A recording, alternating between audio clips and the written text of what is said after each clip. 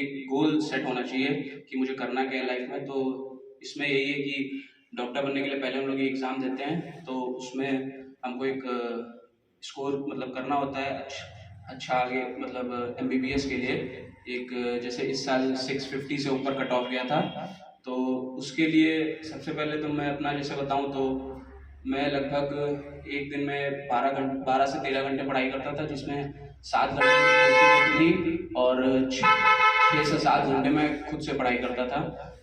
और बाकी जैसे कि कोचिंग और सबसे बड़ा योगदान मेरी इस सफलता में मेरी मम्मी का है और मेरे जो एलएनडी टीचर्स हैं और सबकी दुआओं से ये मतलब मैं इसमें आगे उत्तीर्ण कर चुका हूँ इसको।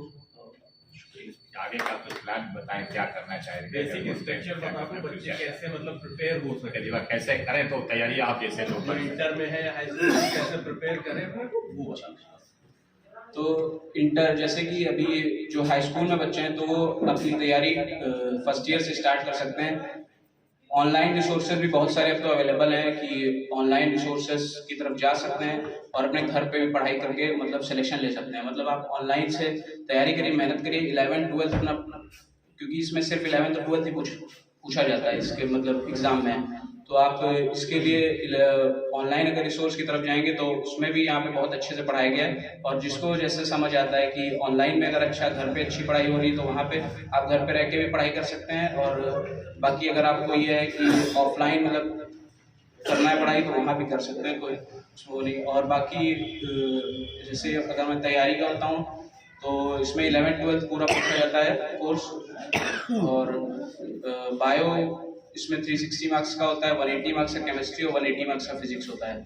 तो मुझे सबसे पहले तो आपको ये देखना पड़ेगा आपका सब्जेक्ट स्ट्रॉन्ग कौन सा है, वीक कौन सा है। तो जो सब्जेक्ट आपका जैसे स्ट्रॉन्ग है, जैसे कि मेरा बायो स्ट्रॉन्ग था तो मैं उसको इतना समय नहीं देता था। मतलब ये है कि दिन में 2 से 2 घंटा दे दिया बस। और बाकी जो आपका वीक सब्जेक्ट है सबसे पहले आप उस पर ध्यान दीजिए और उसको स्ट्रॉन्ग करने की कोशिश कीजिए। मतलब उसके ज़्यादा से ज़्यादा क्वेश्चन करने की कोशिश कीजिए, मतलब उसको अपनी पकड़ में लाइए उस मतलब सब्जेक्ट को। तो क्योंकि जो आपका स्ट्रॉन्ग होगा उसमें तो आप मार्क्स आसानी से स्कोर कर सकेंगे, लेकिन जो वीक होगा उसी में आपके मार्क्स बहुत कम होंगे और आपको वो डर लगेगा। इसलिए वीक सब्जेक्ट पे अपने काम करिए। और टेस्ट मतलब इस एग्ज़ाम में सबसे ज़्यादा ज़रूरी है कि आप टेस्ट देते रहिए। जैसे कि आप मान लीजिए मेरा जैसे मैं बताऊं तो मैं 21 दिन पे मेरा हर टेस्ट होता था। हर 21 दिन में जो मैंने पढ़ा है उसके हर 21 दिन बाद एक टेस्ट होता था जिसमें जो मैंने 21 दिन में पढ़ा है वो पूछा जाएगा। तो ये मेरे लिए काफ़ी हेल्पफुल रहा है कि मैं टेस्ट देता था, उससे मैं अपनी मिस्टेक्स को एनालाइज करता था कि मुझसे जो मिस्टेक हो रही है तो मैं अब वो क्वेश्चन में अगली बार वो मिस्टेक नहीं दोहराऊंगा। तो ये चीज़ें काफ़ी मुझे हेल्प की। और बाकी लास्ट समय में मैं लगभग फरवरी में मैंने अपना कोर्स पूरा कर लिया था और मेरा एग्ज़ाम मई में था। फिर मैंने 2 महीने लगभग सिर्फ टेस्ट दिए 2 महीने और अपनी मिस्टेक्स को एनालाइज करता गया। और बाकी फिर लास्ट में मैंने टेस्ट सिर्फ लास्ट में तो सिर्फ टेस्ट, क्योंकि कोर्स पूरा हो गया तो सिर्फ आप रिवीजन करिए और टेस्ट दीजिए। और टेस्ट में जो मिस्टेक्स हो रही है उनको एनालाइज करिए। और अगर आपको लग रहा है कि ये मेरा टॉपिक वीक है तो सिर्फ उस टॉपिक को पढ़िए, क्योंकि जो आप पढ़ चुके हैं वो आप नहीं भूलेंगे।